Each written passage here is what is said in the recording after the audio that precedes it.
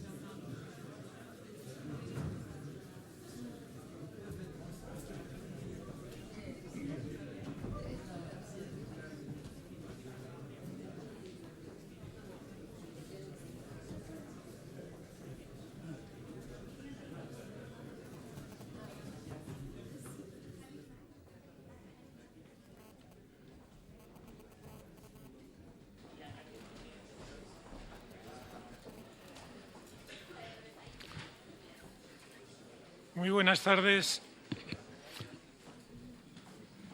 Muchísimas gracias por haber venido.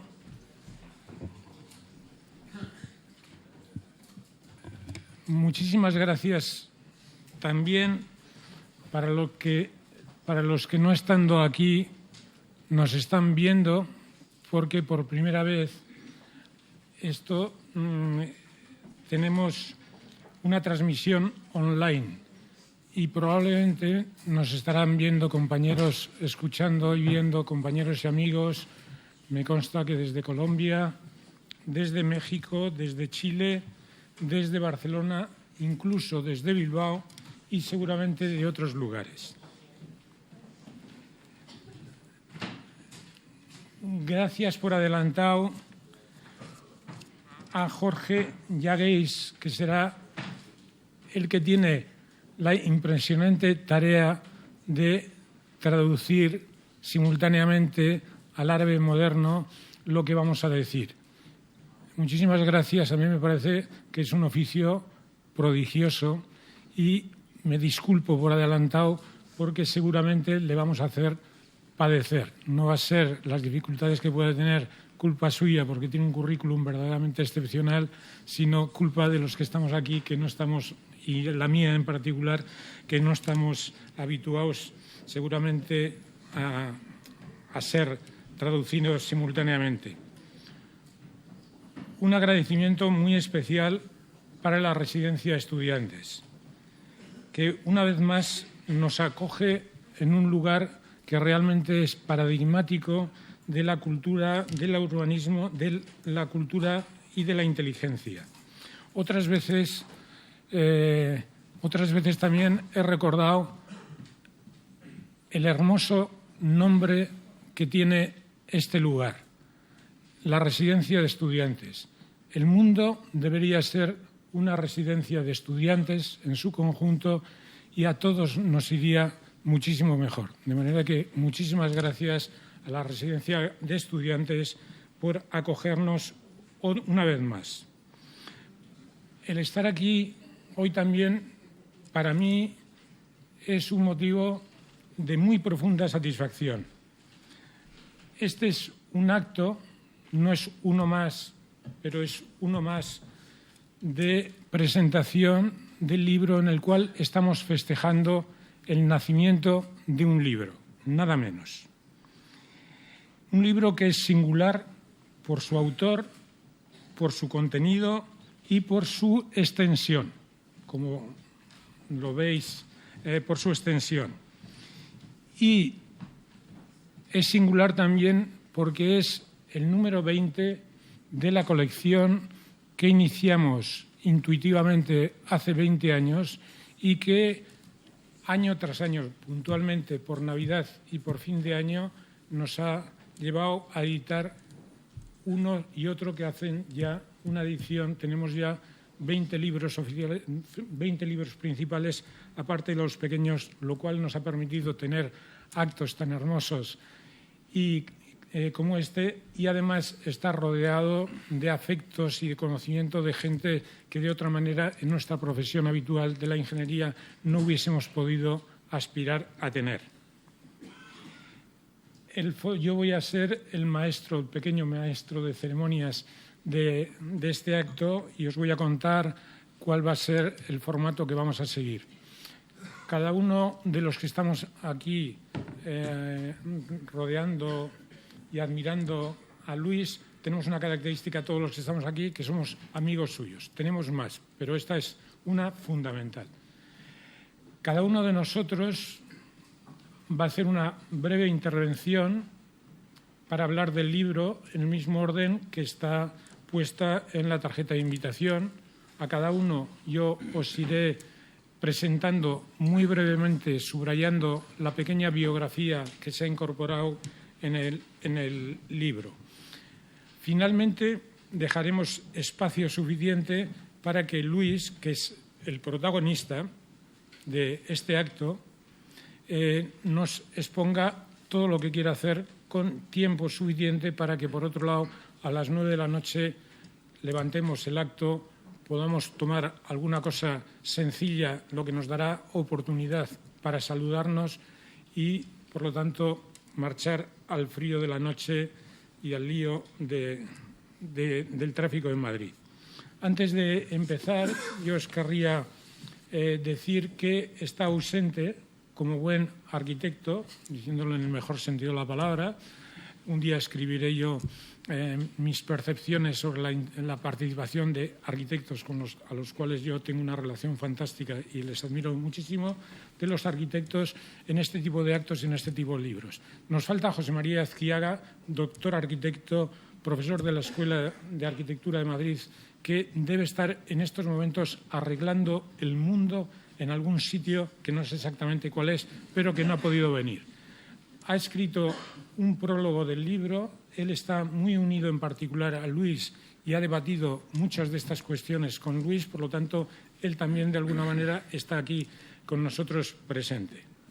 La primera intervención va a ser de Miguel García Baró, que estudió filosofía en la Universidad Complutense y filosofía, filología clásica y teología en la Universidad Gutenberg de Mainz, en Alemania. Es profesor de la Universidad Pontificia de Comillas, en donde dirige el Departamento de Filosofía y el Máster en Investigación Filosófica. Ha publicado una veintena de libros, el último, muy reciente, Sentir y pensar la vida. Es director de la colección filosófica Hermeneia de Ediciones Sígueme, vicepresidente de la Sociedad Internacional Michel Henry, miembro del Comité Científico encargado de la publicación en París de las obras completas de Manuel Levinas, o Levinas, no sé cómo se dice, Levinas, y profesor invitado en muchas universidades de México, Chile, Perú, Colombia, Argentina y Salvador y Brasil. De manera que, Miguel, te dejo el atril y la parábola. Muchas gracias. Buenas tardes. Bueno, ningún lugar podía ser mejor que los altos del hipódromo para la presentación del libro de Luis, que entre otras cosas cuenta la historia del urbanismo madrileño y fundamentalmente del urbanismo relacionado con el eje de la Castellana desde principios del siglo XIX. Pero es que hablar de Luis es hablar de una de las personas más generosas, más sabias, yo creo que más buenas, más inteligentes que nunca he tratado. Él ha tenido la humorada de que haya un capitulito de filosofía al principio de su libro, Y naturalmente, si me pide que hable, pues indudablemente yo hablo en su alabanza y también en alabanza de la síntesis que ha conseguido en su libro entre los múltiples saberes que le ocupan cotidianamente.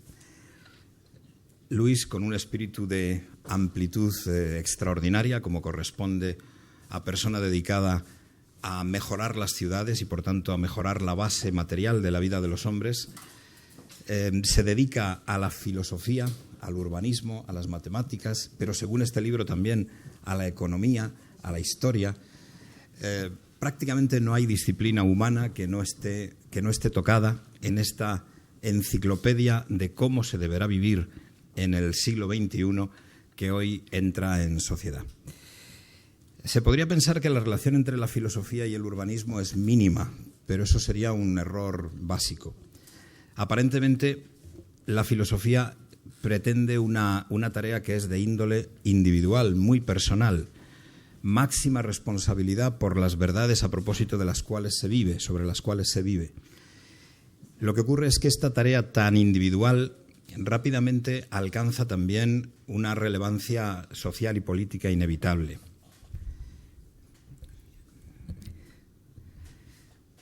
Hay problemas quizá con la traducción, seguramente para los siguientes. Bueno, digo, esa tarea de perfiles aparentemente solitarios imprescindiblemente avanza hacia el cuidado de la sociedad, como ya desde el simposio platónico se ha descrito.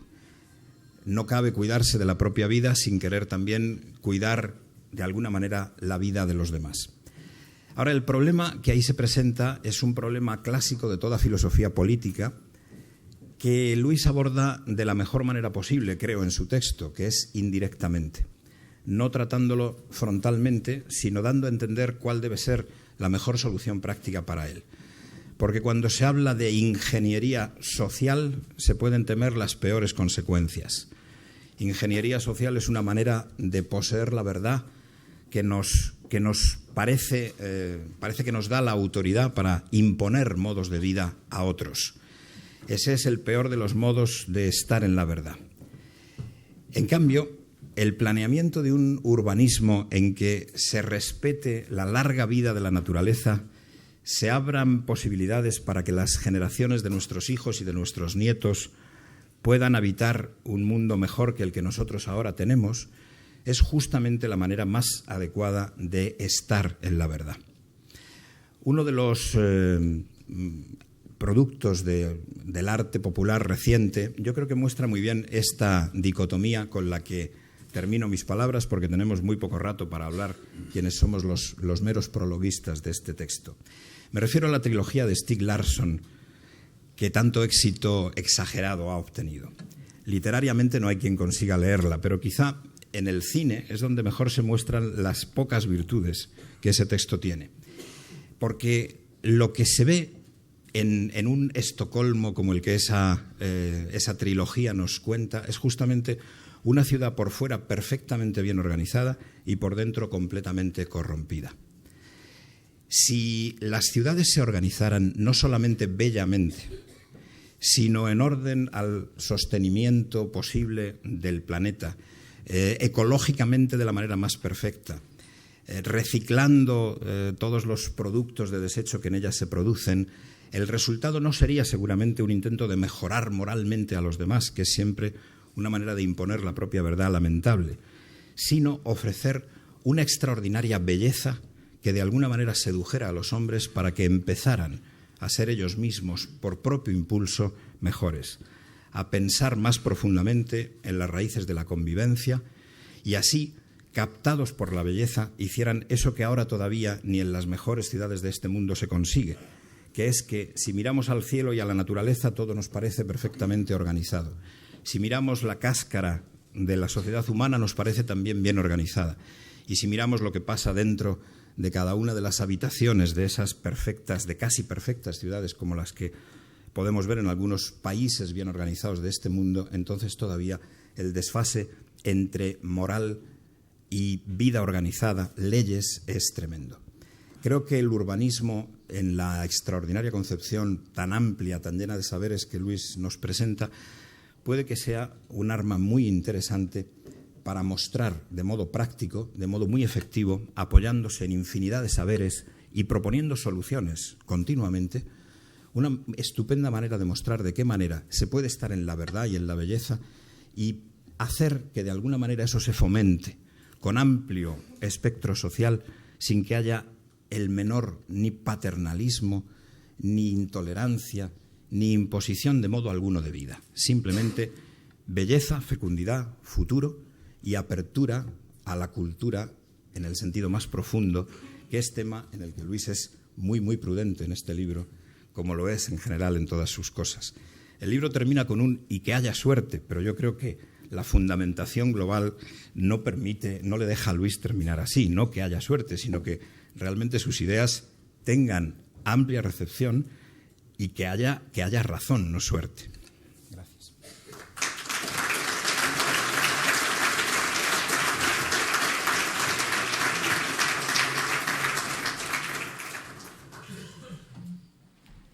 Os resumo lo que César nos ha incluido como su perfil biográfico, adaptado por mí, me he permitido hacerlo. César fue gestado probablemente en un frío mes de noviembre de 1954 y nació en León en el cálido mes de agosto del año siguiente.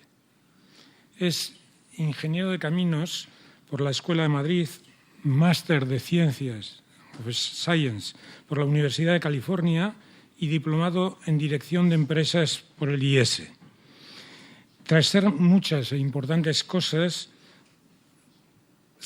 se ha hecho empresario y desde 1980, a partir de 1989 ha fundado las empresas Tecnova y Tipo, que actualmente gestiona. Dirige también la denominada Red INTIC, Ideas Nuevas y Tendencias en Ingeniería Civil. Ha escrito numerosos libros y es conferenciante cada vez más reclamado. En el desaliñado, al traductor, perfil biográfico que ha incluido en el libro, nos dice que no tiene animales de compañía porque prefiere manifiestamente la compañía humana. Lo contrario tal vez no sea igual de cierto, añadiría yo. Pero sobre todo, César se define como amigo y admirador de Luis Irastorza desde tiempos inmemoriales. Pero ni él ni Luis han querido recordar en sus biografías, en sus autobiografías, que comenzaron teniendo una empresa de ingeniería juntos por el campo de Gibraltar, donde descubrieron, al cabo de muy poco tiempo, trabajando en proyectos urbanísticos para los ayuntamientos de la zona, que el paso previo a la suspensión de pagos suele ser la suspensión de cobros. Le cedo la palabra.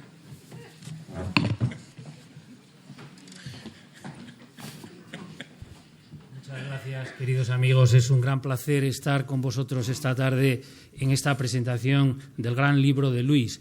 Pido disculpas por lo que habéis oído al editor, que siempre es muy inexacto en lo que se refiere a mi persona, pero él es así y yo en varios años, muchos largos ya años de amistad con él, no he conseguido cambiarle nunca. Cuando presenta en público a un servidor, pues tiende a exagerar las cosas buenas y evidentemente a ocultar las cosas malas. Yo no creo que deba hablarse aquí en este acto nada más que de Luis y de su libro, y si me permitís, pues me gustaría empezar un poco dándoos una pequeña opinión sobre el libro, porque del libro no debemos hablar mucho nosotros, es él quien lo va a presentar y además os lo va a repartir para que podáis vosotros leerlo y formaros vuestra propia opinión. Yo diré que el libro es un gran libro, no solo por su tamaño, sino por la gran riqueza que tiene, no de conocimientos o de hipótesis o de hechos, sino fundamentalmente de emoción y de convicciones. Y eso es algo que se echa muy en falta en gran parte de las cosas que ahora leemos. hace años que el expresarse con convicción sobre temas controvertidos y en los cuales cabe el riesgo de equivocarse es algo que se rehúye o de lo cual se escapa como se escapa del diablo, porque no queremos que en el fondo pues, se nos pueda asociar con ideas que el curso de los acontecimientos pues, ha demostrado que no acaban yendo por los derroteros que nosotros teníamos. Es un libro, sin ninguna duda, valiente en sus planteamientos y profundamente valioso, se esté o no se esté de acuerdo con alguna de las afirmaciones que contiene. Yo os diría que es un libro, a mí me parece que este libro es el inicio de una serie de otros libros o de otras obras que evidentemente lo han de seguir, porque yo adivino en él o intuyo una cierta voluntad tratadística que creo que además engarza mucho con la tradición de lo que es la producción intelectual de los ingenieros en el campo del urbanismo. No es por casualidad que la primera obra de carácter, si se quiere, teórico, suficientemente fundamentada y con un afán de ser completa, fue la Teoría General de la Urbanización, que escribió Ildefonso Cerdá, que es un poco dentro del mundo de la ingeniería, pues el gran precursor del urbanismo, de la urbanística como ciencia y como disciplina y campo de aplicación de los ingenieros. Y este libro recoge en buena medida un poco ese espíritu que inspiró a Cerdá a la hora de escribir, en este caso a mediados del siglo XIX, su Teoría General de la Urbanización, que produjo, entre otras consecuencias, algo tan maravilloso como ha sido el ensanche de Barcelona. En el caso de Luis, del libro que ha escrito Luis Irastorza, creo que es un libro que tiene un carácter preambular, que es valiosísimo. Me recuerda un poco a lo que el propio Cerdá hizo en su momento, antes de escribir su Teoría General de la Urbanización, que fue hacer un extraordinario esfuerzo de investigación y de documentación para estudiar y tratar de establecer unas bases científicas a luego su producción teórica. Y eso le llevó más tiempo prácticamente que el escribir la propia Teoría General de la Urbanización. En ese sentido, creo yo que este libro es, dentro de esa voluntad o vocación que tiene de tratadismo, que expresa sin duda la generosidad de Luis, porque el tratadista es fundamentalmente un ser generoso, es el anticipo o el preámbulo de otros libros que bienvenidos sean cuando lleguen. Y dicho esto sobre el libro, me gustaría hablar sobre Luis, porque creo que es inseparable una cosa de otra. Conozco a Luis desde que éramos niños, casi. Nos conocimos en la Escuela de Caminos a principios de los años 70 y enseguida nos dimos cuenta que nos caíamos bien, aunque éramos muy distintos, porque él era del Athletic y yo era de la Real.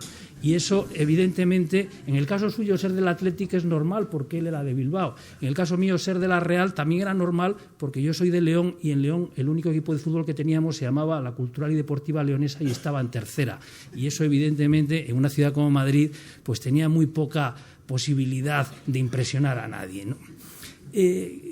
Luis, yo diría, bueno, no quiero entrar en la parte humana porque me llevaría a emocionarme y evidentemente la emoción pues hay que dejarla, ¿no?, en determinado momento esa parte. Me gustaría hablar de él profesionalmente. Lo conozco bien, porque no solo porque empezamos hace muchos años con una pequeña aventura que efectivamente nos hizo apartarnos de determinadas actividades o determinadas instituciones. En el caso mío no he vuelto a contratar con un ayuntamiento jamás en mi vida. Es una de las razones por las que hoy llevo corbata, posiblemente. Que me perdones quienes están en la administración municipal, que no es culpa suya, sin duda alguna. Pero Luis, yo diría que es un ingeniero genéticamente puro, en el mejor sentido de la palabra. Dicen por ahí quienes se dedican a estudiar un poco los fundamentos psicológicos o filosóficos de nuestra profesión de ingeniería que el ethos del ingeniero se basa fundamentalmente en el espíritu del constructor y el espíritu del inventor. Es decir, que donde hay un ingeniero hay alguien que está pensando en inventar algo o en construir algo, esencialmente en transformar la realidad sobre la que opera. Es decir, el ingeniero es un agente metamórfico, es el gran transformador físico de la sociedad. No el único, pero quizás el más evidente. Y yo diría que a este perfil, que Luis sin duda lo tiene, se añade otro muy importante en su caso, que es el ingeniero como reformador. Es decir, con una voluntad de cambiar en el sentido no solo físico, sino de producir transformaciones de carácter social. Y en ese sentido, ese carácter de reformador que yo aprecio en la acción de Luis, en su acción profesional, es muy claro porque además creo que enlaza en buena medida con un cierto espíritu que en nuestra escuela, que quizás en ese sentido era un poco singular dentro de las escuelas de ingeniería, pues es una escuela muy vinculada a la idea de lo público, de la obra pública y del servicio público, pues tiene que ver con un cierto sentido de la responsabilidad y de la conciencia social y de una cierta defensa del interés público. Yo de esa manera interpreto el libro que él ha escrito. Yo no lo he leído todavía, entre otras razones porque el libro se acaba de publicar, pero lo conozco bien porque estoy presente en ese libro o siguiendo ese libro desde su génesis, y además las ideas que ahí aparecen son ideas que Luis ha estado madurando durante muchísimos años y las conozco bien. Creo que es un gran libro y creo, esa es mi opinión, ojalá no me equivoque, que es el inicio de una serie de elaboraciones teóricas que son profundamente necesarias para actuar sobre algo con sentido, sobre algo tan importante como es la ciudad. Es un libro que no va a pasar desapercibido y estoy convencido que levantará polémica. Incluso contendrá equivocaciones, pero las equivocaciones no hay que tenerlas miedo. Yo creo que son incluso buenas. Fíjense ustedes, Cerdá acertó equivocándose en cosas importantes. El trazado maravilloso del ensanche, que hoy se elogia con tanta normalidad, fue producto esencialmente de una equivocación de Cerdá. Cerdá pensó, anticipando el futuro, que serían los ferrocarriles los que se deslizarían por el centro de las ciudades y los que transportarían a la gente por el centro de las ciudades. Y por eso planeó el trazado del ensanche de esa manera que hoy nos sorprende por su generosidad. Sin embargo, la historia nos demostró que los ferrocarriles no llegaron a entrar y a moverse por el centro de las ciudades, ni muchísimo menos. Y, sin embargo, quedó el éxito del ensanche. Y yo estoy convencido que en aquellos puntos en los que las hipótesis que está manejando Luis puedan no ser corroboradas por la marcha de los hechos, alumbrarán seguramente algunas circunstancias virtuosas como la que le pasó a Cerdás. Luis, enhorabuena por tu libro, muchas gracias y muchas gracias a todos ustedes por su presencia.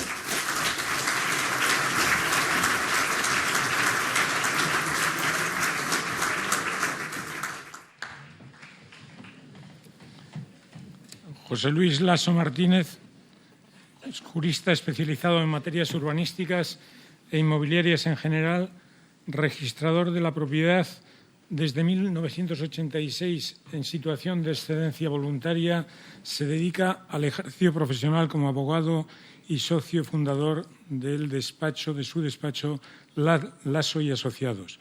Es autor hace mucho tiempo, entre 1981 y 82, de una obra general de 3 tomos sobre derecho urbanístico, así como de muchas otras publicaciones de su especialidad. Es miembro correspondiente de la Real Academia de Legislación y Jurisprudencia. Está en posesión de la Cruz de Honor de San Raimundo de Peñafort y de la Medalla de Oro del Colegio Nacional de Registradores. José Luis, tienes la palabra y el estrado.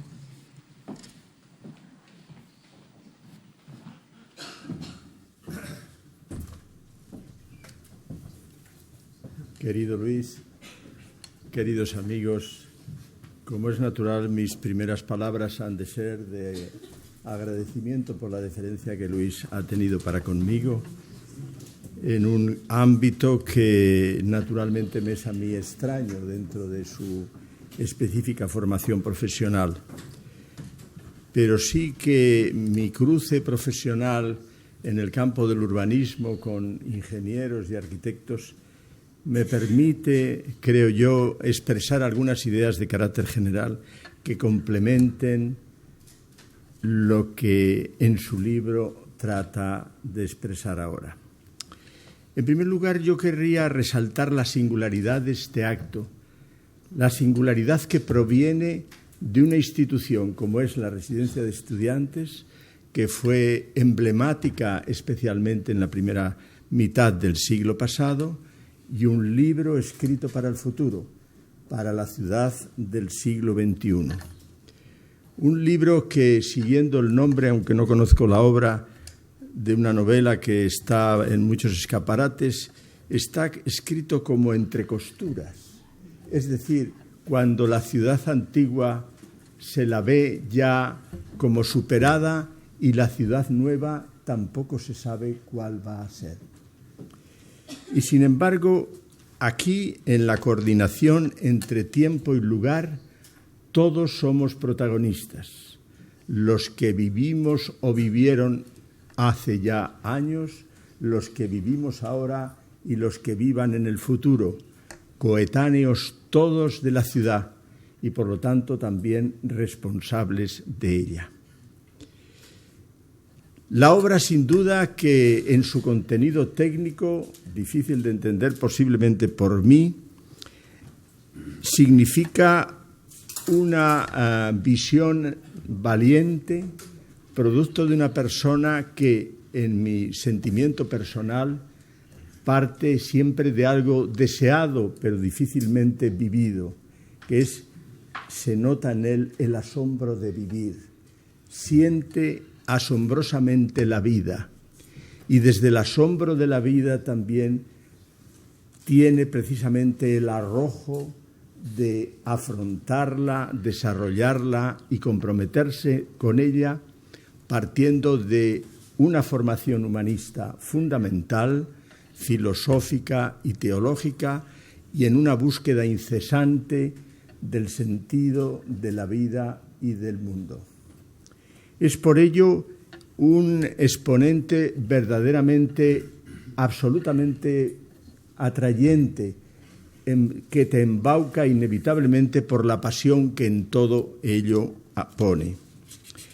Pero en consecuencia con todo ello también, si estamos en estas coordenadas entre tiempo y lugar, yo incluso también podría aportar los sentimientos que como muchacho proveniente de la Castilla sobria, esforzada y paciente de finales de los años 40 sentí cuando, a través precisamente de mi único hermano que vivía en esta residencia, me atrajo aquí a Madrid y conocí por primera vez a la ciudad. Bajaba yo por la calle de Río Rosas hasta encontrar unos muros de granito pertenecientes al proyectado Nuevos Ministerios, cercado por una valla de madera, y a partir de ahí, para ir al Instituto Ramiro de Maeztu, al que estaba destinado con dificultad de adaptarme en él, subir por los riscos que aquí había cercanos al Museo de Ciencias Naturales, que era donde en este sector terminaba la ciudad. No había propiamente la Castellana actual, que era un proyecto perteneciente a una vieja institución de la República, del Gabinete de Accesos y Extrarradios de Madrid, y su proyectista fue Secundino Zuazo, el generador de la figura, con el que curiosamente, no con él, sino con su hijo Javier Zuazo, tuve la oportunidad de participar directamente en la configuración jurídica de otra de las piezas del Gabinete de Extrarradios de Madrid, la avenida de la Broñigal y el gran plan de ordenación que llegaba desde aquí, desde el principio de Chamartín hasta el río. Esto era la ciudad de entonces. A partir de aquí vino la nueva ciudad, y en esta ciudad, caracterizada por la agrupación masiva de edificaciones, siempre probablemente hechas con escaso rigor, constituye la ciudad presente. Por eso, en mi punto de vista, la obra que viene a aportar Luis Irastorza en este momento, si bien se refiere a la ciudad futura, no puede hacer tampoco olvidar la ciudad presente, porque en rigor de las cosas, la ciudad presente está constituida por todos los que estamos aquí, e incluso desde una visión jurídica habrá que adivinar que el progresivo deterioro de las edificaciones planteará problemas muy difíciles también en el orden jurídico para el siglo XXI, cuando, a diferencia de las ciudades tradicionales de España, se vaya produciendo el deterioro inevitable de las ciudades construidas en esta época. Es por esto que, en rigor, debería de pensarse en este momento que sobre dos nuevos polos habrá de cambiar también la configuración de la ciudad. Por una parte, posiblemente en el desplazamiento del modelo tradicional de la ciudad, es decir, como el territorio que está surcado por una red viaria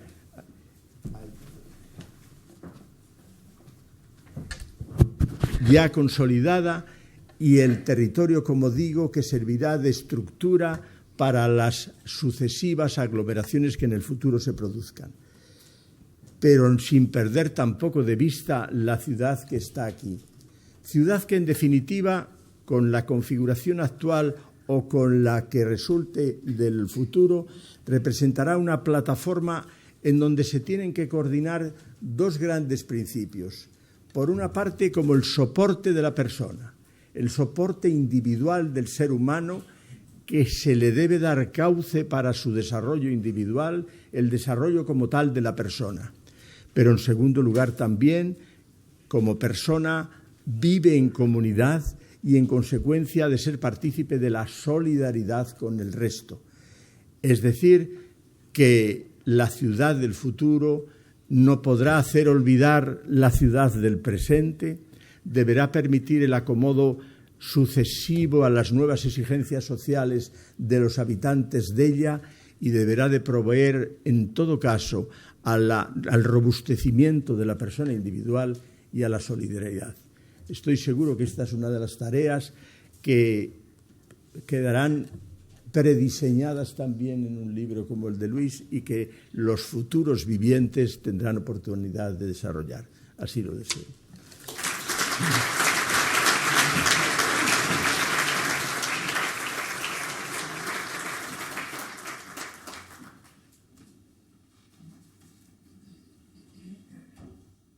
Joaquín Sánchez Izquierdo nació en Bilbao, es licenciado en Económicas por la Universidad de Sarrico. Toda su vida laboral la ha desarrollado en la banca, fue director general en el Banco Vizcaya, en el BBV, en el Banco Exterior y en la Caja Postal. Fue consejero delegado en el Banco Hipotecario en tiempo de crisis, por otro lado, y contribuyó y hizo muchas cosas que debían de haber seguramente evitado que estuviésemos donde estábamos, pero ya no estaba él donde tenía que estar.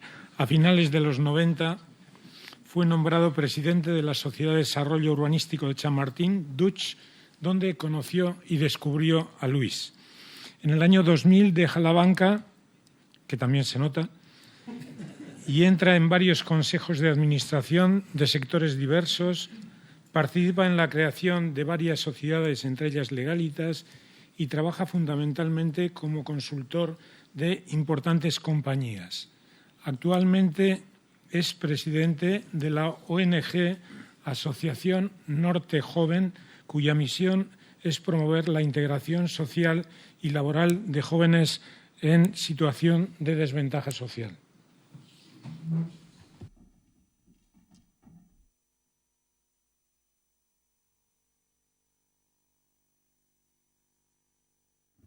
Buenas tardes, queridos amigos. Confirmo que Javier, hablando de los demás, es un exagerado impenitente. A finales de en el año 98, no recuerdo exactamente en qué fechas, pero en el 98, en el comité de dirección de Argentaria tomamos la decisión de integrar todos los bancos, el Exterior, la Caja Postal, el Banco Hipotecario, en el que estaba entonces de consejero delegado, dentro del grupo Argentaria como una unidad.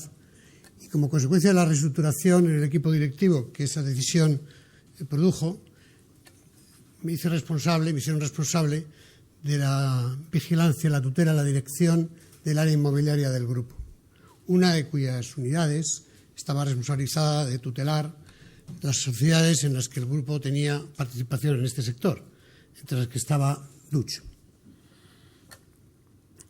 Yo llegué a DUTX entonces, donde estaba ya, como sigue hoy, como consejero Luis.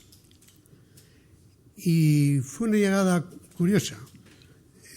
Le pregunté qué se hacía allí y con un lenguaje que no tenía nada que ver, pero nada que ver, con el que yo había utilizado toda mi vida profesional en la banca y, por lo tanto, y más, suelo decirlo, siendo de Bilbao, pues sabes todo, ¿eh?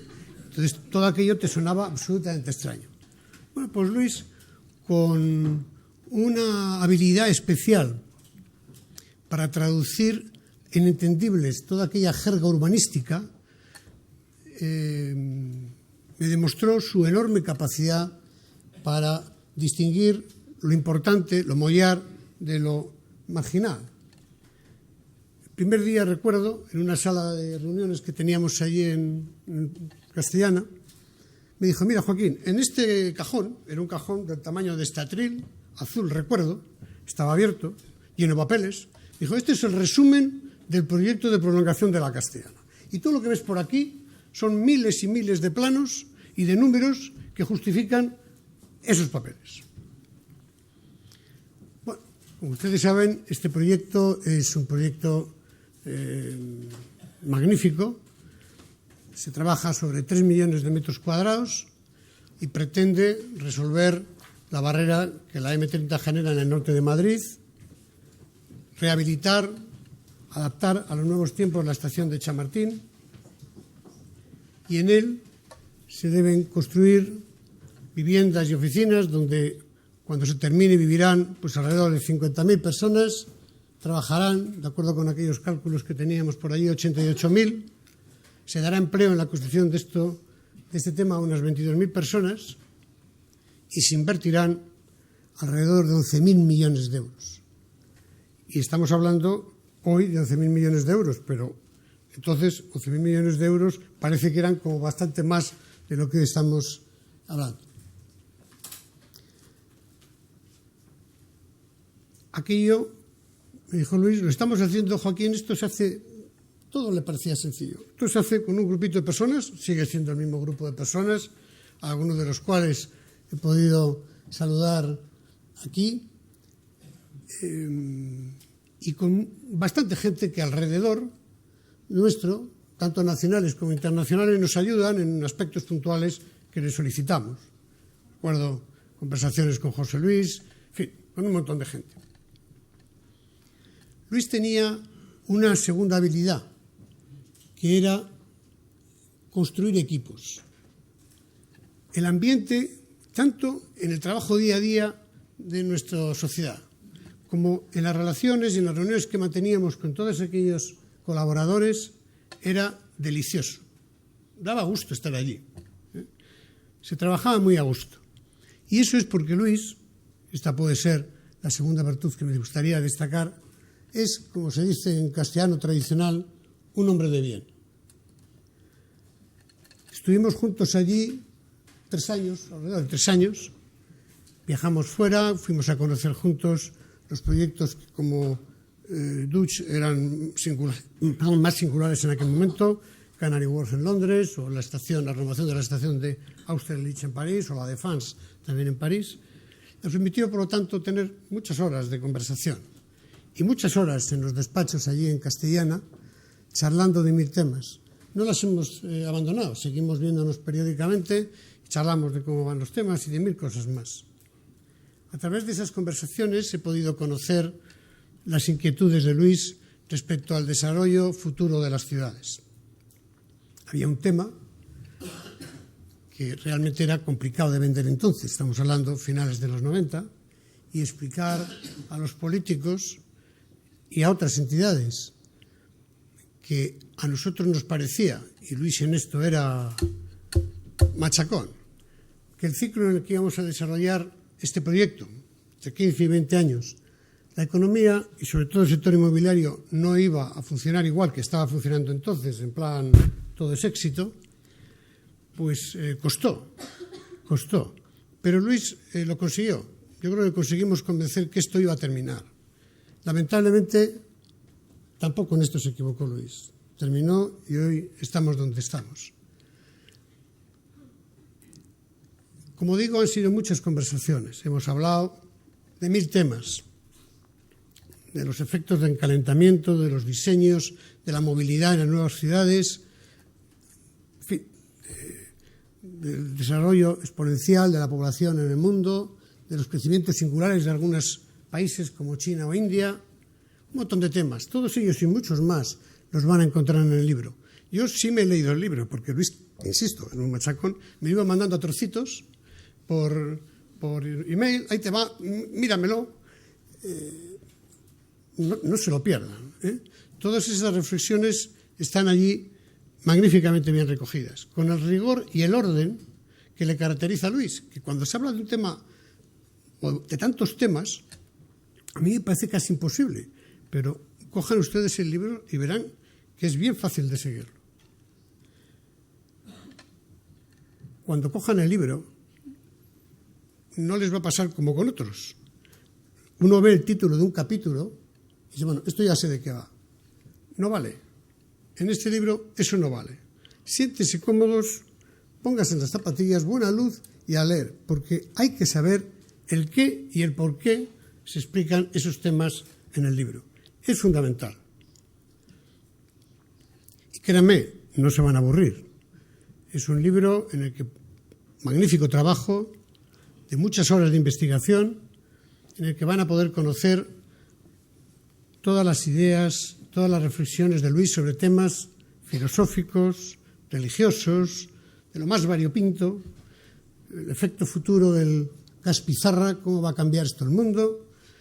Y si alguno no ha oído lo del gas pizarra, no se preocupe, cuando acabe el libro será un experto. En fin, sobre 1000 temas. Hay un tema apasionante.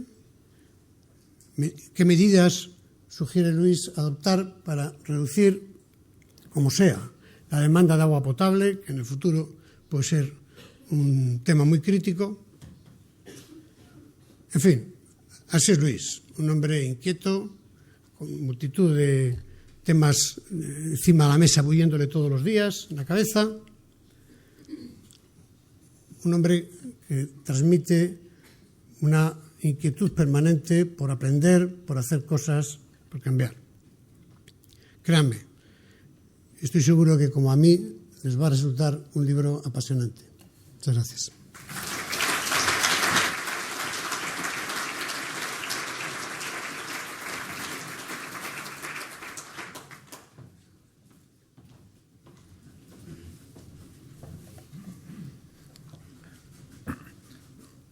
Todos los libros tienen historia y este la tiene también. A mí me tocó... Sí. Gracias. Escribir un breve texto que está incorporado al libro, cuyo título es La génesis del libro, y en el cual relato las peripecias que iniciaron su nacimiento y luego su conclusión. Hace aproximadamente un año, y solamente un año, le propuse a Luis que nos escribiese el libro que por la Navidad del 2012, es decir, ahora, publicaríamos en nuestra fundación.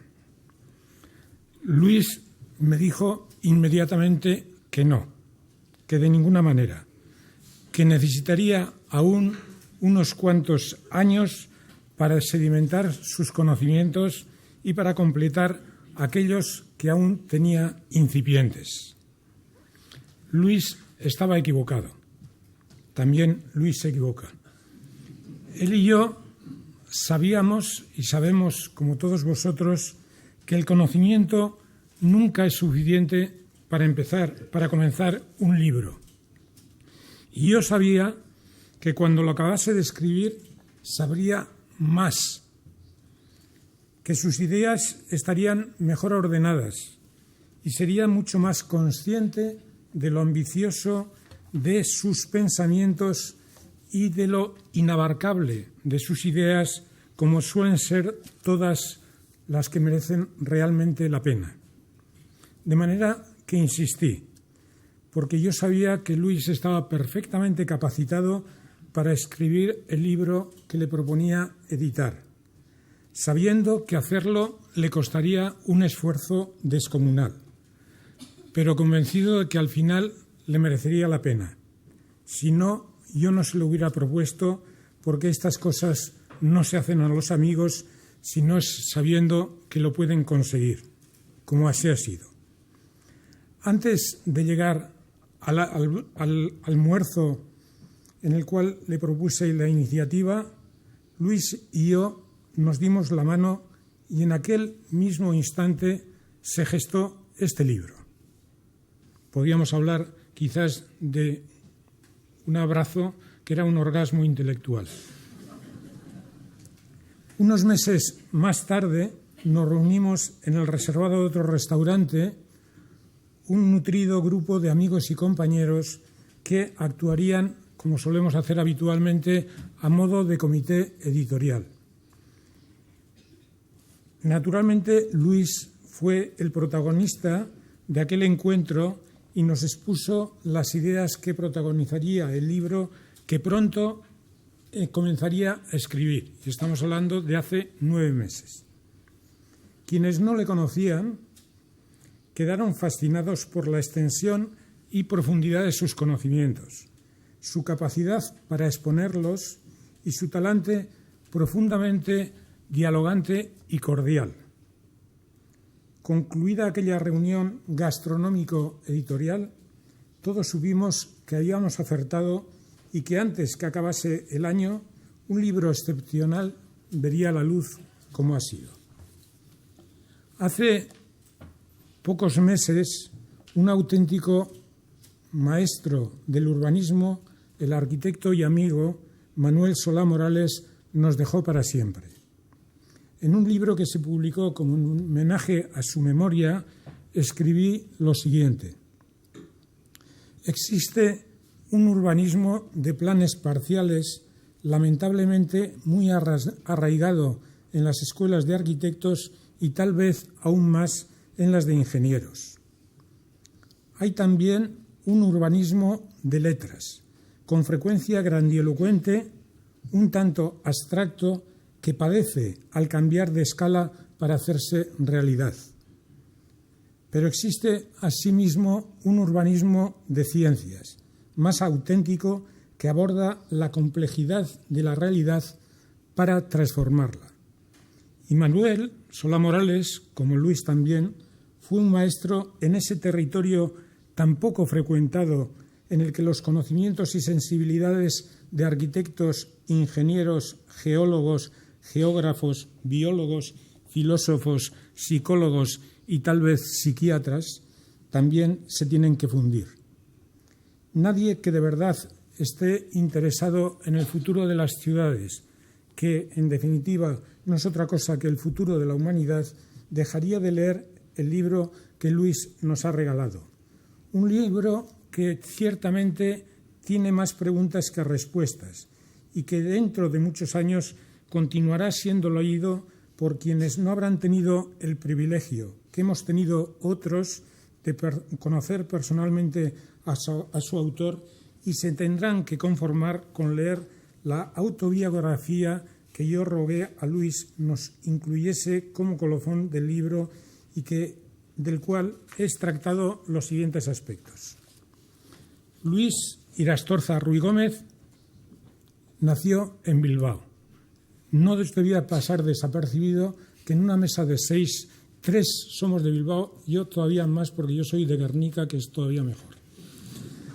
Entonces, muchos de vosotros ya sabéis, pero no está mal de vez en cuando recordarlo, cosas que se dicen en Bilbao, que dice, ¿cómo es posible que el niño Jesús decidiese nacer en Belén habiendo podido escoger Bilbao?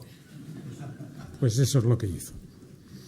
El caso es que Luis es de Bilbao, ingeniero de caminos.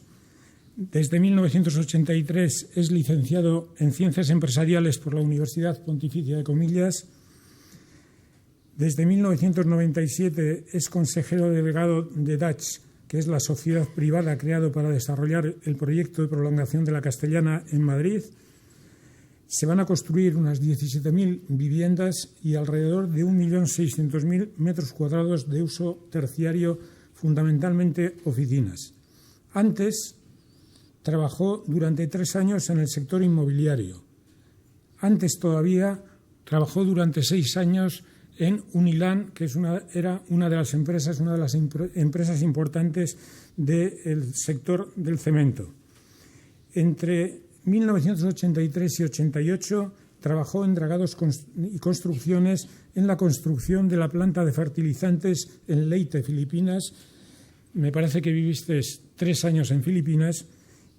Una planta que se necesitaron una media de 10.000 trabajadores durante 3 años para concluirla. Entre 1986 y 88 también trabajó en una refinería en la construcción de una refinería en Noruega. Mientras estudiaba ciencias empresariales en la Universidad Pontificia de Comillas, estuvo también trabajando en la sección de auditoría de lo que hoy es KPMG. Consiguió de joven, de estudiante, 2 becas que aprovechó para trabajar en los veranos en Holanda y en Noruega. Ha impartido gran número de conferencias y las que les esperan.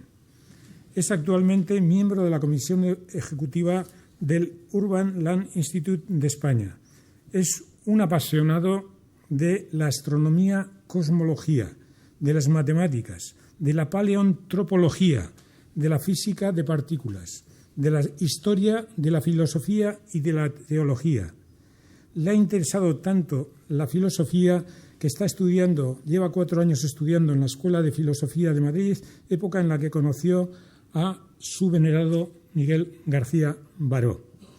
En el campo filosófico-teológico cree que es muy probable que se produzca a lo largo de este siglo un cierto sincretismo entre culturas, tradiciones y religiones occidentales, cristiana y musulmana, y orientales, budismo e hinduismo. Hoy es un día de fiesta y estamos asistiendo nada menos que al nacimiento de un libro. Y ha llegado el momento que le ceda el atril y la palabra al padre de la criatura. Dice, no, porque tal vez el padre sea yo, y ya sabéis que la paternidad puede ponerse en duda, no así la maternidad. De manera que realmente Luis es la madre del libro. Gracias por haberlo dado a la luz.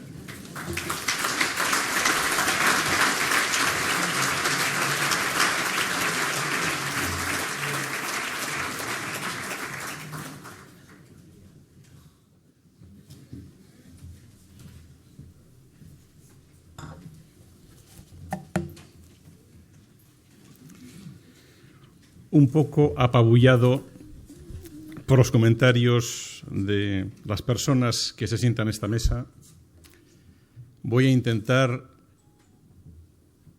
resumir el contenido del libro. Excelentísimos embajadores y miembros del cuerpo diplomático destacado en Madrid, distinguidos miembros de las Reales Academias de Legislación y Jurisprudencia y de Ingeniería. Queridos compañeros, queridos amigos, queridísima familia, un saludo afectuoso para todos y en especial para los que habéis venido de lejos, de Tánger, de Ginebra, de París, de Algeciras, de Barcelona y, cómo no, de Bilbao. Es un honor para mí presentar este libro ante gente tan ilustre, en este lugar tan privilegiado, que simboliza lo más granado del pensamiento libre, que es el único que realmente existe. Y además este sitio tiene relación con este libro. Hace un año presentaba aquí el autor César Lanza el libro 6 ingenieros vivos. En realidad son 7, porque 6 más el autor, de los cuales creo que 4 estamos aquí. En ese libro César nos dio la oportunidad de hablar sobre nuestras ideas, porque él hizo un ensayo bastante libre sobre el pensamiento de cada uno de nosotros y nos dio la oportunidad. Y yo esbocé las ideas que ahora he desarrollado en mayor detalle. El objeto de esta charla es darles unas pinceladas para facilitar la lectura y la comprensión. Si alguno, después de este discurso, tiene arrestos para abordar el libro. En primer lugar, sobre el título y la portada, creo que es bastante autoexplicativo. Habla de ciudades porque cada vez más gente vive en ellas. Más del 50% del mundo vive en ciudades. Se está produciendo un proceso de complejización que hace que el ritmo de crecimiento de las ciudades sea proporcional en porcentaje sobre el total, sea cada vez mayor, aunque hay problemas muy diferentes entre los países desarrollados, con ciudades muy consolidadas, y en los países en vías de desarrollo. Hablo del siglo XXI, y esto da muchas vueltas al título, porque hablo a futuro, siglo XXI. Finalmente, me parece que ya un siglo XXI nos quedan 88 años. Los siglos empiezan en el 2001, en el 2101, no en el 2100. O sea, quedan 88 años y 20 días escasos. Y ya me parece que son 3 generaciones y me parece que los ritmos de cambio son muy elevados, que pueden producirse transformaciones que ni siquiera yo intuyo hoy. Es un ensayo, no es un tratado, no es una novela, no es una biografía. Es un ensayo, son ideas libres y propuestas, en el orden que al autor le parece. Y he puesto ahí 2 infografías. Babilonia, en el año 600 a.C., en época de Nabucodonosor, porque es la ciudad más importante y más influyente en el pensamiento de la humanidad. Allí, poco después,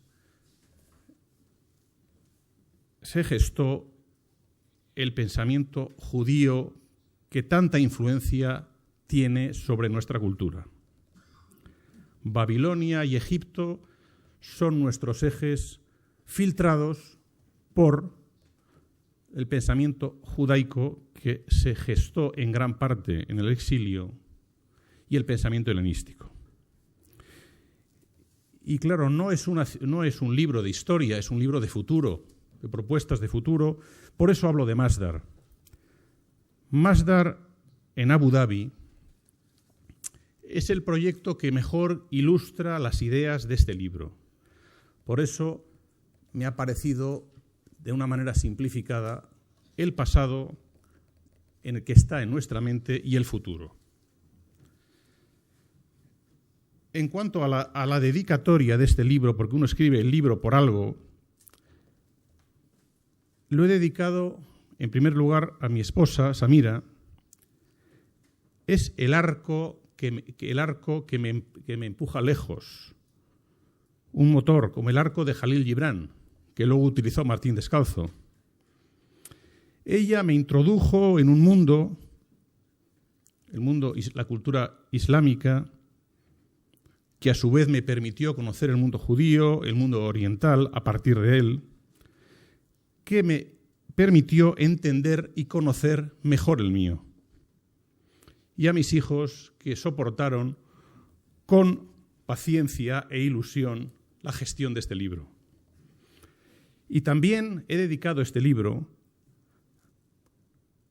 a las 5 personas que me acompañan, a Miguel García Baró, a César Lanza, a José Luis Lasso, a Javier Ruibamba, a Joaquín Sánchez Izquierdo y a José Ángel Ubieta, que no está aquí por cuestiones de edad y de salud. Sus ideas y sus vidas sirvieron de faro a la mía. Además, estas 5 personas que me acompañan he tenido el gran honor de que aparte de acompañarme, han escrito un artículo que he incorporado en el libro. La vida del hombre se debate en dos ideas muy importantes. Por un lado, un sentimiento profundo de contingencia, de finitud, de limitación, que lo tenemos presente a través de nuestra o de otras enfermedad, de la muerte o de la limitación en el conocer. Y este sentimiento coexiste con un deseo profundo de infinitud, de eternidad, de trascendencia, que se experimenta a través de la amistad, del amor o de la verdad. Nos inmortalizamos a través de los hijos y de las ideas. Las ideas que se expresan para los ingenieros, para los arquitectos, a través de las obras o a través de los libros. En este libro yo me he querido inmortalizar, o al menos he tenido este deseo profundo con mi familia y con estas 6 personas. Estas 6 personas son tan singulares que si hubiera 100 como ellos, les aseguro que la prima de riesgo sería negativa, Alemania nos pediría el rescate y nosotros se lo daríamos.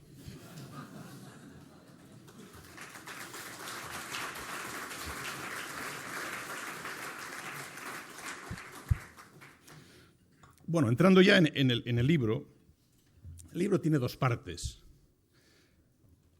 quizá 3, digamos, ¿no? Uno de claves de interpretación, que creo que es importante, pero fundamentalmente tiene 2 partes, factores y aplicaciones a la ciudad. En realidad pensaba quedarme en factores, pero Javier me pidió en una reunión que tuvimos por junio que había que aplicarlo a la ciudad. Y así hice, entonces por eso escribí el capítulo 4, que pensaba pasar un verano tranquilo y no pude. Además, contiene un capítulo de síntesis, conclusiones y propuestas, cuya lectura puede llevar unas 2 a 3 horas. El conjunto del libro creo que les puede llevar de 50 a 80 horas, pero piensen que yo he dedicado 800 a escribirlo y aproximadamente he invertido de 10 a 15.000 en pensarlo. O sea que es un factor que no está mal. O sea que si ustedes lo leen, piensen que van a dedicar 150 veces menos que yo en llegar a lo que he escrito. O 10 veces menos que simplemente en el hecho físico de escribirlo. Bueno, cuando uno escribe algo, creo que es muy importante el conocer cuáles son las claves de interpretación. Porque no se puede hablar de todo. Entonces, en el discurso hay una serie de ideas que están ahí. Y yo, y lo expreso así en el primer capítulo, empleo 6 claves. La primera, creo en la verdad, única, absoluta y atemporal. No soy relativista. La verdad como adecuación entre el pensamiento y la realidad. Aunque hay que diferenciar entre la estructura mental para entender la realidad y la realidad misma. Y esto es muy importante. Como la entendemos, no necesariamente es como es. No digo es inaprehensible, pero es un sentimiento de la intuición. Finalmente es una intuición. No digo que el libro contenga verdad. Digo que el libro tiene deseo de contenerla, no digo que la contenga. La segunda clave de interpretación sería el futuro. No hablo de cómo, no hago proyecciones de futuro para nada. No van a encontrar cómo van a ser las ciudades en 2030, 2040, no me atrevo. ¿Por qué? Porque el futuro depende de los factores, por un lado, y de nosotros. Creo en la libertad. No soy mecanicista ni determinista. Por eso hablo de factores y luego de la aplicación a la ciudad. La tercera de las claves es que yo no tengo el más No tengo ningún interés en las ideas que expongo, en el sentido de que no tengo intereses personales. A veces desearía que fuera todo bastante distinto a cómo lo percibo. Cuando escuchen a otros, o a muchas personas, en general es difícil opiniones sin intereses. Y esta es una idea muy importante. Yo me gustaría no tener la percepción que en algunos aspectos estamos cerca de los límites del planeta. Me gustaría no tenerla, pero es que la tengo. La cuarta sería que creo que estamos viviendo una discontinuidad con el pasado reciente, en el sentido de que las ideas y los modelos no nos valen. Ha habido muchas discontinuidades, el fuego, el neolítico, la escritura, la propia revolución industrial. Creo que vivimos en una. Estamos en una. La quinta sería que el marco geográfico del libro no me ciño a España ni a Europa. Hablo lo más amplio posible. A veces no me queda más remedio que hablar de la Unión Europea y a veces hablo de España. Siempre hago un zoom a España, pero hablo lo más amplio posible sin querer abarcarlo todo, por supuesto. Y la sexta, esto no es un libro erudito ni enciclopédico, es un libro, aunque se basa sobre 800 referencias, pero realiza propuestas. Hace un diagnóstico, pero realiza propuestas. No es un libro, digamos, que pretenda abordarlo todo. Por eso es un ensayo. Sobre los factores coyunturales que desarrollo en el capítulo 2, no los habría desarrollado nunca si no estuviéramos en la situación que estamos. No me parecía razonable hablar de lo estructural cuando, en muchas conversaciones con muchos de vosotros, pues tenemos una sensación de dificultad de salir de esta situación que hace que lo estructural nos parezca que está muy lejos. Y entonces, dentro de los factores, pero de los factores coyunturales, claro, hablo de los países desarrollados, porque el mundo no tiene crisis, crece al 3 y pico %, no notó la crisis, excepto en el 2009. Y ahí hablo en los países industrializados, pues de la creciente nivel de endeudamiento y del tema de la población en los países desarrollados, un tema muy serio, con los estrechamientos de las pirámides poblacionales.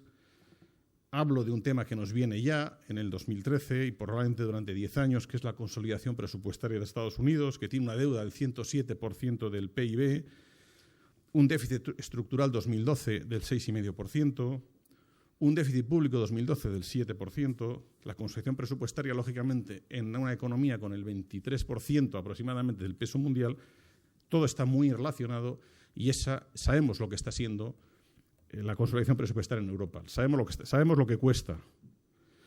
Y hablo también de las implicaciones del accidente de Fukushima, que no están ni mucho menos digeridas, que ha supuesto el apagón nuclear, va a suponer el apagón nuclear en Alemania en 2022, en Japón en 2030, una de las 3 países con tecnología nuclear, etc. En Suiza en 2034 y en Italia, de momento, el referéndum salió que no a la energía nuclear en junio pasado. Y en España hablo de una serie de factores de mayor a menor importancia, del endeudamiento privado, de un Estado absolutamente ineficiente, donde se crearon 800.000 puestos de trabajo de 2000 a 2010, donde cuando se habían perdido 3.100.000 empleos, el sector público había perdido 100.000 solamente. Algo pasa y es muy importante. El escaso nivel de innovación tecnológica y otra serie de factores muy relevantes. Sobre los factores estructurales, digamos que hubiera sido lo que yo habría hablado, pero me parecía que no era posible, no era razonable hablar de futuro sin hablar de los próximos 10 años, porque algunos de los factores coyunturales van a durar bastante tiempo, como la consolidación de los países desarrollados va a durar bastante tiempo. Los factores estructurales, ya el marco geográfico es el mundo. Y yo veo 3, aunque cualquier clasificación no es más que es forzar la realidad, pero para entender hay que clasificar. la emergencia de un nuevo orden económico y político multipolar. Creo que lo estamos viviendo. Esto hace 5 años hubiera sido difícil de entender, pero creo que hoy es sencillo. La energía y el calentamiento global. Energía y calentamiento global con mucha interrelación. Y voy a dar solamente una serie de datos. El peso creciente de los países emergentes y en vías de desarrollo se está produciendo a una velocidad impresionante. En precios de mercado, es decir, a cambio de divisa, en el año 2000, los países en vías de desarrollo representaban el 20% del PIB mundial, países desarrollados 80%. Solo 10 años más tarde, esa relación es 60 desarrollados, 40 en vías de desarrollo. Y entre 2015 y 2020, es decir, mañana, los países en vías de desarrollo tendrán más peso en la economía mundial que los países desarrollados. Y en valor de paridad de poder de compra, es decir, ajustando con la capacidad adquisitiva de cada país, que es más razonable, en el año 2012, probablemente los países en vías de desarrollo han superado a los países desarrollados, porque el año pasado era 51-49 y los ritmos de crecimiento son 5 puntos aproximadamente superiores en los países en vías de desarrollo. Y cogiendo, digamos, las previsiones de los próximos 5 años, bueno, entre 2004 y 2011 los países de la OCDE, los 34 países industrializados, crecieron al 1,6%, los ex-OCDE, los países en vías de desarrollo, al 6,8%, 5,2 puntos de diferencia.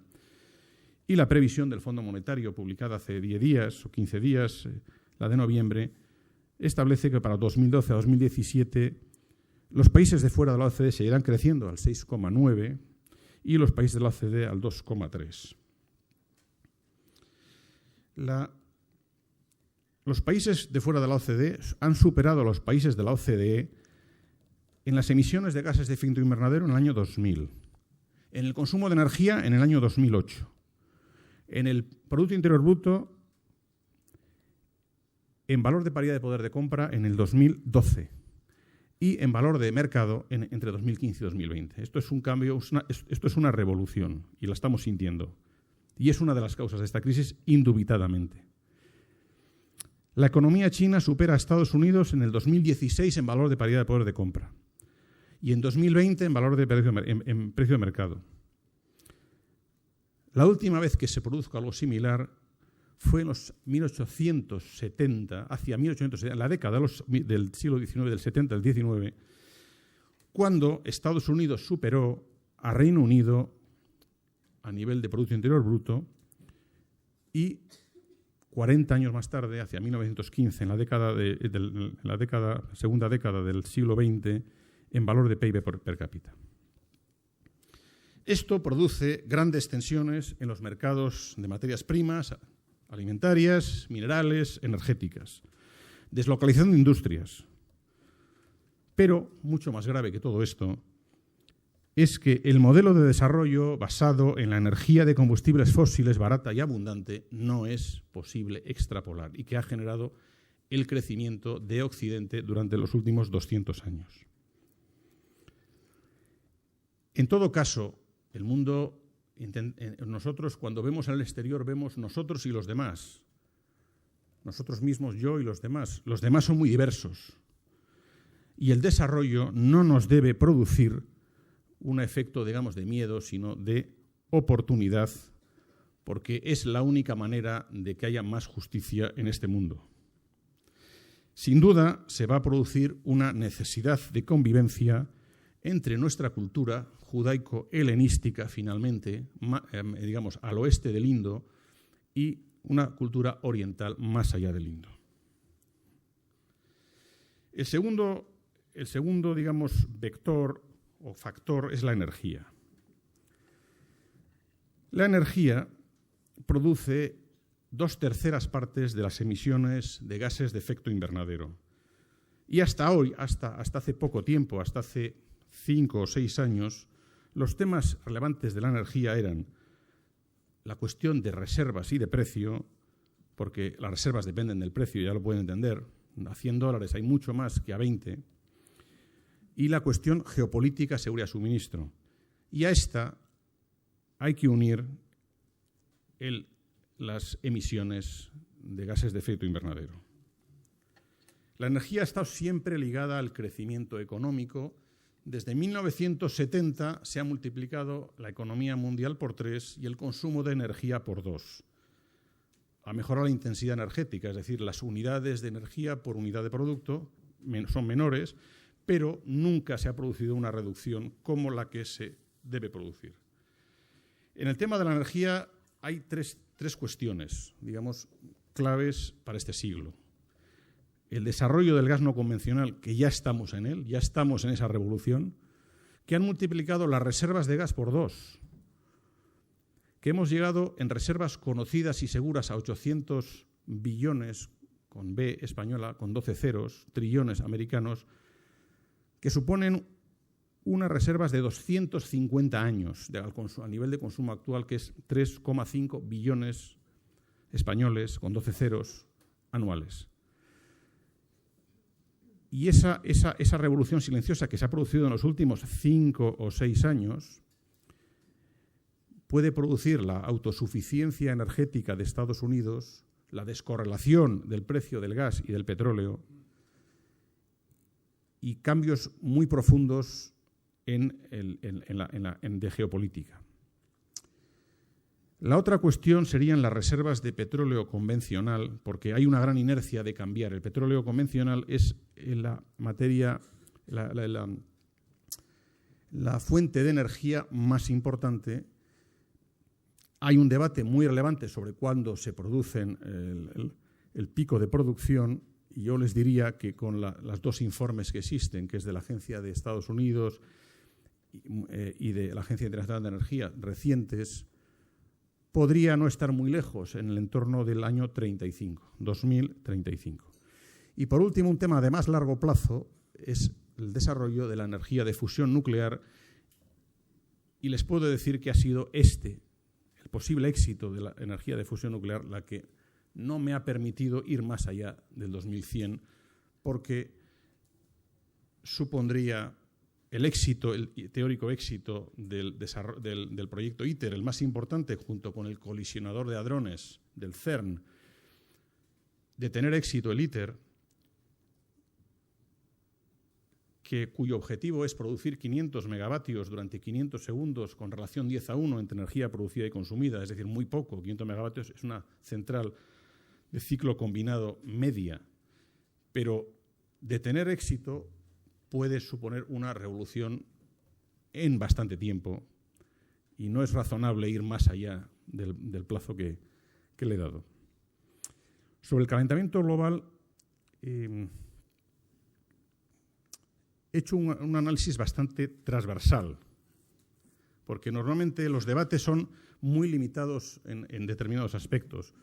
He hablado de las bases científicas, de los impactos, de la mitigación, he utilizado las fuentes más fiables de revistas Nature, Science.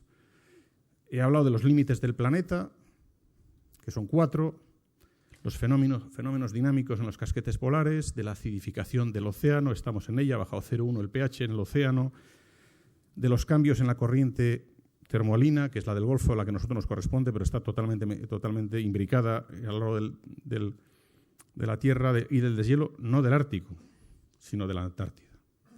Y de Groenlandia, que supondrían un incremento del nivel del mar de 64 metros. También he hablado del negacionismo climático y de sus fundamentos. Los fundamentos del negacionismo climático son 3. Un fundamento científico, que es la influencia de los rayos cósmicos sobre la formación de las nubes, es la teoría científica más seria, sostenida por un académico danés, Svensmark. Del paleoclima, de las cuestiones paleoclimáticas, me parecen menos consistentes, en el sentido de que hizo más frío, más calor hace años, lo sabemos bien. Y un negacionismo climático de puramente económico, es decir, si crecemos al 3%, que vengan las siguientes generaciones y solucionen los problemas que tienen. He hablado también sobre el coste de abordar el cambio climático, donde los debates fundamentales son la tasa de actualización de los daños futuros, de la solidaridad intergeneracional, sobre el debate de fondo. He hablado del escenario 450 de la Agencia Internacional de Energía, que es el que permite que el aumento de temperatura sobre la época preindustrial, es decir, antes de 1900, sea no más allá de 2 grados. Y he hecho un zoom para España, donde ya ha aumentado la temperatura 1,5 grados desde la época preindustrial y somos una de las zonas más afectadas por él. En las ideas clave, digamos, del tema de energía y de calentamiento global, no parece haber dudas sobre la atribución del cambio climático a la actividad humana. Pienso que no, pienso que es un debate ya superado. La cuestión es el reparto de la carga. No quiero hacer una conferencia sobre este tema, pero voy a dar un dato, que es que las emisiones actuales son de 50 gigatoneladas. Una gigatonelada son 1.000 millones de toneladas, de los cuales 2/3 provienen de la energía. Y en los últimos 10.000 años la cantidad de CO2 en la atmósfera ha sido de 2.200. Hoy es de 3.050 aproximadamente. Es decir, que estamos emitiendo a ritmo de 1,7% anual de lo que hay. Soy consciente de que el cambio climático está fuera de la agenda política, obviamente. Y eso se debe a muchos factores, pero fundamentalmente se debe a que hace falta liderazgo de Estados Unidos y China, que suponen el 41% de las emisiones derivadas de la energía. También hablo de que las reservas de gas no convencional pueden producir un divorcio temporal, eso sí, entre el discurso energético y el climático, porque las reservas de energía de gas no convencional son inmensas. En el fondo, lo que se trata, el objetivo es que hay que reducir las emisiones en un 50% en 2050 en el mundo, 80% en los países desarrollados, para evitar que la temperatura en la Tierra suba más allá de 2 grados centígrados. Bien, en el capítulo 4, que hablo ya de las implicaciones, este capítulo extra, digamos que surgió de una reunión del comité editorial en junio, que me solicitó que reflexionara sobre los impactos en las ciudades. Aquí no es posible hablar del mundo desarrollado y en vías de desarrollo porque la problemática es completamente distinta. En los países en vías de desarrollo se está produciendo un paso del campo a la ciudad. En China, en 20 años, 200 millones de personas van a desplazarse del campo a la ciudad, 200 millones de personas. Cuando en el mundo desarrollado las ciudades están muy consolidadas. Luego la problemática es muy distinta y me parecía, primero porque no tenía tiempo, segundo no tenía conocimiento y tercero porque nos pilla más cerca. Entonces yo he reflexionado sobre la cuestión de las ciudades en la Unión Europea. Y ahí hablo de las causas de transformación, que son 3 a su vez. Son los factores estructurales que hemos hablado, los factores estructurales, cambio de orden mundial, energía y cambio climático, y además la política energética y climática de la Unión Europea. Basada fundamentalmente en el paquete verde del año 2009, donde se establecen objetivos de disminuir las emisiones un 20%, de reducir el consumo de energía un 20% y de que un 20% sobre la energía final sean renovables.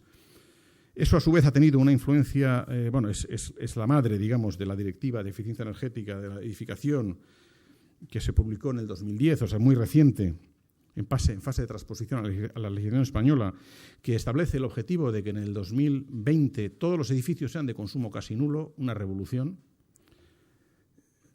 Estamos hablando de reducir los consumos obligatoriamente por ley en 60-70% en ese entorno y, además, la Comisión Europea aprobó una hoja de ruta para 2050 donde establece la reducción de las emisiones en un 80%, en línea con los 2 grados, pero a la edificación le correspondría un 90%. más la aprobación el 14 de noviembre de la Directiva de Eficiencia Energética, que obliga a rehabilitar el 3% de los edificios públicos al año. Los vectores del cambio en las ciudades son tres, digamos: la ordenación del territorio, la eficiencia energética y el agua. Sobre la ordenación del territorio, obviamente es necesario ir a ciudades más densas, con más cuota de transporte público, porque los desplazamientos en ciudades más densas son más cortos y es viable el transporte público cuando hay una determinada densidad y no hay más que acercarse a los desarrollos que se han venido haciendo en España o en otras ciudades también, donde no hay viabilidad económica al transporte público. Luego eso no es posible de realizar.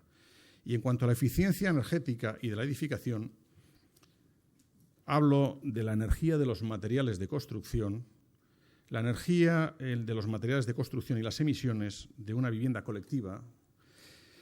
Son de 8 a 16 años la energía consumida en el uso y explotación del edificio, y las emisiones de 16 a 24 años. Luego es un tema relevante y propongo el establecimiento de bases de datos y de abordar este tema porque no está abordado. El uso y explotación de los edificios supone en la Unión Europea el 41% de la energía consumida y el 36% de las emisiones. Luego no es posible ningún objetivo de reducción de emisiones sin abordar este tema a fondo. Como la mayor parte de las viviendas están construidas, obviamente eso nos obliga a unos planes de rehabilitación que lógicamente deben llegar. Los edificios de consumo casi nulo, digamos que es el objetivo de la Unión Europea para el año 2050, supondrían 3 kilos de CO2 por metro cuadrado, 3 kilos de dióxido de carbono por metro cuadrado, cuando las emisiones hoy, 2010, vamos a decir, son últimos datos estadísticos, son de 54. Otra revolución. Nosotros estamos haciendo un estudio de optimización energética de edificios de oficinas en Madrid, porque las oficinas son 8 veces más intensivas en consumo energético que las viviendas, y bueno, esperamos concluir más o menos en qué límites nos podemos mover. Hay que abordar el tema de la infiltración del aire en los edificios. La infiltración, cuando uno hace un edificio muy eficiente, la infiltración, que es el aire que entra no deseado, puede representar el 50 o el 60 o más % del consumo de climatización. Hablo de la climatización centralizada, de la rentabilidad económica de los edificios verdes. Y finalmente, el tercer vector sería la optimización del ciclo completo del agua, que tiene dos partes muy diferenciadas. Una es la reducción del consumo del agua. Hay que tener en cuenta que en España los modelos climáticos, como podrán ver en el libro si se atreven con él, habla de que la reducción de lluvia, de pluviometría, incluso en el libro blanco del agua se establece, hace un escenario con menos 20, menos 25% de precipitación y menos 35, menos 40% de agua disponible. Entonces, el tema de la reducción del consumo del agua es un tema especialmente importante en los países mediterráneos y entre ellos España. Hay posibilidades de reutilización del agua en los inodoros, en otros usos domésticos, en riego de zonas verdes. El origen de ese agua puede venir o bien de depuración en cada edificio, o bien en la utilización de la depuración de agua de las estaciones depuradoras municipales, lo que requiere una doble red. Y también hablo de las técnicas de drenaje sostenible, donde se intenta reproducir el ciclo del agua, reduciendo los caudales punta que van a las depuradoras con el ahorro de consumo energético. No quiero, en todo caso, que estas ideas, como no quería que estas ideas quedaran en el aire como ideas, digamos, de buena intención. He hablado de una serie, hay pocos, pero he hablado de una serie de ejemplos en el mundo. Obviamente he hablado en primer lugar de prolongación de la Castellana porque conozco bien el proyecto, donde estas ideas dentro de la viabilidad económica se emplean a fondo o se intentan emplear cuando salgamos de la crisis. Hablo del proyecto de Masdar, Es un proyecto de 700 hectáreas, 7 kilómetros cuadrados, donde vivirán 42.000 habitantes, donde ya se ha iniciado la construcción, donde el Estado de Abu Dhabi hace una apuesta muy firme por el futuro y donde se establece, digamos, como objetivos la neutralidad en el carbono, la eficiencia energética de los edificios y la optimización del agua. Hablo del proyecto de Dongtan en Shanghái, China, que quiso presentarlo China en la Expo Universal. Nosotros fuimos seleccionados para representar a España en la Expo Universal de Shanghái en el año 2010. China quiso presentar una ciudad construida de 500.000 habitantes, aplicando los criterios más exigentes de eficiencia energética, de sostenibilidad, de transporte. Esa ciudad no ha empezado las infraestructuras, desconozco bien los motivos, pero en todo caso es un proyecto que está vivo. Hablo de las Smart Cities, un concepto más difuso en el sentido de que se intenta emplear el desarrollo sostenible a partir de soluciones tecnológicas. No solo hablo de ciudades, hablo también de proyectos, del proyecto de Abengoa. La sede corporativa de Abengoa en Sevilla es un proyecto del 2010-2011, realizado por un proyectista inglés y otro español, Luis Vidal, Rogers y Vidal, una ingeniería Arup, donde se buscan también mucha más eficiencia con un coste mínimo, sin sobrecoste, tiene que tener retorno en el ciclo de vida. Hablo de la base sostenible de la NASA en California, he cogido los proyectos que conozco, digamos, donde se aplican estas ideas, de la rehabilitación de la sede social del Deutsche Bank en Frankfurt, un proyecto de 120.000 metros cuadrados, y de otros proyectos en Londres, pequeños, en Suecia, en Curitiba, Brasil, o también del Consorcio de Transportes de Madrid, donde se hace una labor muy importante sobre el transporte público. Y ya voy terminando las 8 conclusiones que me gustaría que al menos alguna quedara en el auditorio. La primera, estoy convencido, que es necesario reducir las emisiones mundiales de dióxido de carbono en un 50% en el 2050, lo que supone un 80% en los países desarrollados. La ordenación urbana y la edificación son responsables de más del 50% del consumo de energía, de más del 50%. Luego no hay política ninguna que pueda abordar esto sin entrar en el urbanismo y la edificación, porque son responsables en el entorno del 60% en Europa. No me atrevo a dar estos datos para el resto del mundo, pero en Europa, en Estados Unidos, 60-65%. El rápido desarrollo de los países no industrializados exige un cambio importante en el modelo de desarrollo y específicamente en nuestras ciudades y en nuestros edificios. La cuarta es que la aplicación de estas ideas debe instrumentarse de forma diferente en países desarrollados y en vías de desarrollo.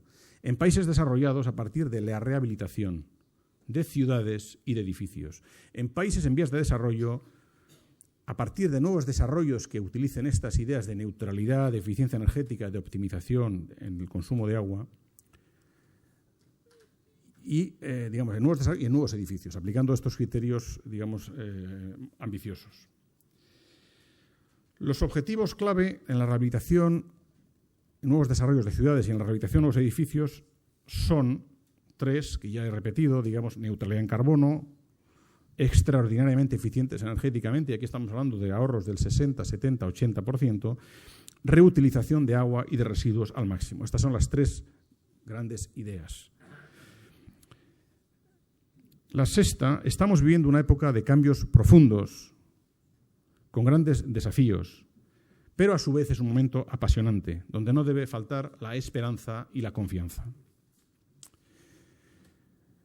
No conocemos del todo las soluciones a aplicar, no las conocemos, pero hay que caminar en esa dirección. Y la última conclusión es que este libro pretende servir de base para el debate, pero sobre todo para la acción, de forma que seamos capaces de hacer frente al desafío que tenemos. En el capítulo agradecimientos, bueno, en primer lugar, obviamente, a Steico por la oportunidad de haber puesto por escrito y por el ánimo constante recibido por Javier, que me llamaba cada 3 semanas preocupado por si iba a terminar o no el libro a tiempo, y yo siempre le decía que sí, pero nunca estaba seguro, hasta el día que terminé, que fue el 8 o 9 de noviembre, a José María Ezquiaga, prologuista, Premio Nacional de Humanismo, porque aprendimos juntos,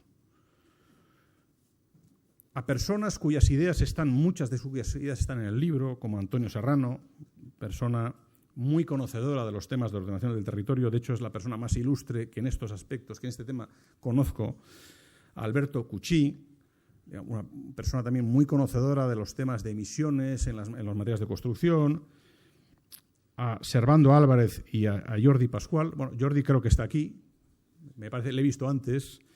Bueno, son las personas que mejor conocen y más capacitadas para ir a soluciones muy ambiciosas desde el punto de vista de eficiencia energética, con reducciones, como digo, del 60, 70, 80% o más.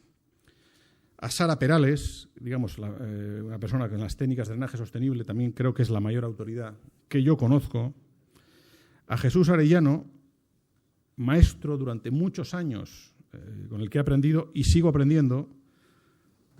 Bueno, muchas de sus ideas están en este libro, aunque asumo la responsabilidad de no haberlas entendido cuando me las transmitieron. Y en la elaboración del libro, a Consuelo Ruiz Peña Alver, porque me transformó mis manuscritos en un documento, a Rosa Berrio, por la ayuda que recibí a lo largo de la elaboración de este libro, a Jorge Soriano, bueno, a Pilar Carrizosa, por supuesto, porque todo lo que pedí me lo dio. Y bueno, si alguien tiene que escribir un libro, pues espero que tenga la suerte de tener una persona como Pilar Carrizosa, porque bueno, todo fueron facilidades siempre, incluso hasta para las fechas. Me pidió el libro en 30 de septiembre, le dije que no podía y acabé el 9 de noviembre. Y a Jesús Iribarren porque leyó con paciencia y corrigió, aunque no estuvimos de acuerdo en algunas comas. Y yo, por supuesto, puse las que yo consideraba. Y a otros que no menciono, para no hacer esta lista tediosa. Y ya lo último que les voy a decir esta noche, he recibido mucho de mi esposa ánimo, paciencia y sobre todo ilusión. Y de mis hijos. Y de las personas de esta mesa y de José Ángel Ubieta, que no ha podido venir. De las personas que acabo de mencionar en los agradecimientos. De muchos de vosotros. De otros que no pudieron venir. Y también de otros que simplemente no vinieron. El principal objeto de este libro es el de devolver, en parte, lo mucho que he recibido.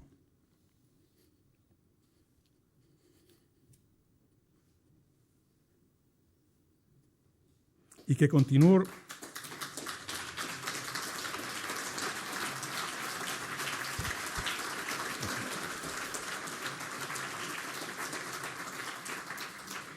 voy a intentar terminar a ver si puedo. Lo mucho que he recibido y que continúo recibiendo de vosotros y de ellos. Por mi parte he puesto toda la carne en el asador. He escrito prácticamente todo lo que pienso. A los que lo vayáis a leer, os pido pasión por la verdad y comprensión por las propias limitaciones del autor. Eso permitirá su máximo aprovechamiento. Muchas gracias por compartir de forma tan generosa este día tan importante para mí y creo que también para mi familia. Muchas gracias, mucha suerte y hasta siempre.